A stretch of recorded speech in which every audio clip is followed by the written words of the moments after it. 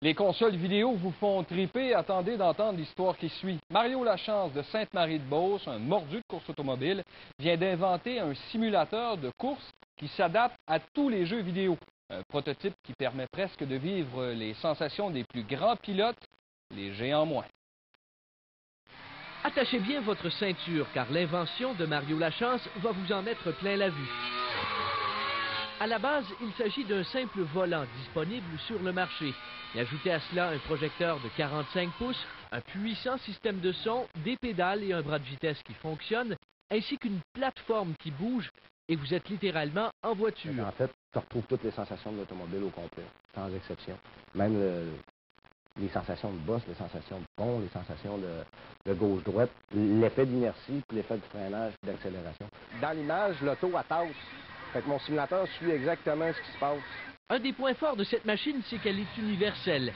Tous les jeux vidéo d'ordinateur et de console sont compatibles. Que vous préfériez Gran Turismo, Need for Speed ou Grand Prix 3, pas de problème.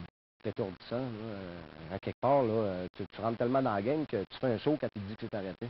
Ah oui, c'est la sensation que tu as. Puis en plus, ben, si tu as l'impression de passer sous des bosses puis que tu freines, ben, tu as l'eau le cœur. Ce mordu des jeux de course a utilisé ses connaissances en mécanique, en informatique et en électronique pour construire son simulateur. Techniquement, c'est tous des petits moteurs électriques qui fonctionnent. On va dire que l'impulsion électrique du volant est transposée dans des relais qui, lui, est transposée à des moteurs. En fait, tu regardes, tout est balancé, tout est calibré. Tu as tes moteurs électriques avec des vis sans fin. Fait que les autres, ce qu'ils font, c'est qu'ils vont faire un pivot avant-arrière, puis tu as des ressorts de tension qui vont ajuster les poids de la personne. Je peux aller jusqu'à 300 livres.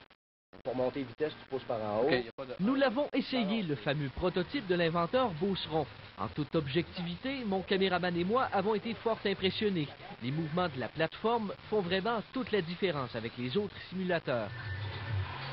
Pas évident, hein? Mario Lachance souhaite en faire profiter le public et compte le faire essayer prochainement dans un centre commercial. Je l'ai construit pour moi, personnellement, pour mes chums, mais surtout pour le plaisir de l'avoir. L'homme de 34 ans a de quoi être fier du réalisme de son jeu d'arcade maison. Ne manque plus que la force G. Jean-Luc Lavallée, TQS, à Sainte-Marie-de-Beauce.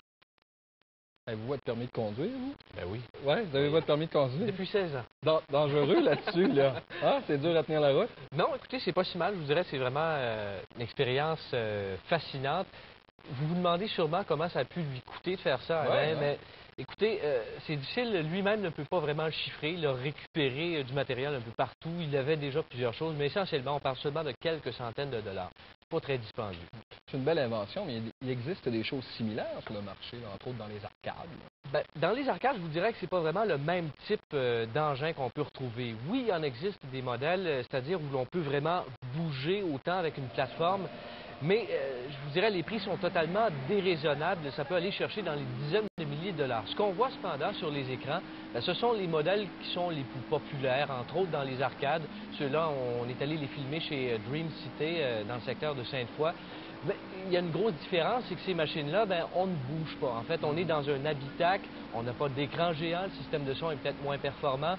Et encore là, si c'est pour votre usage personnel, c'est pas vraiment très abordable. On parle d'entre 2500 à 5000 $ pour ce type de machine-là. Donc, qui sait, peut-être... Oui, c'est dispendieux. Peut-être qu'un jour, ben, M. Lachance va commercialiser son produit. Qui sait? On ne sait pas vraiment. Et là, c'est pour son plaisir personnel. Voilà. Et vous en avez profité. Ben oui, c'était vraiment agréable. Merci. Bonne fin de semaine.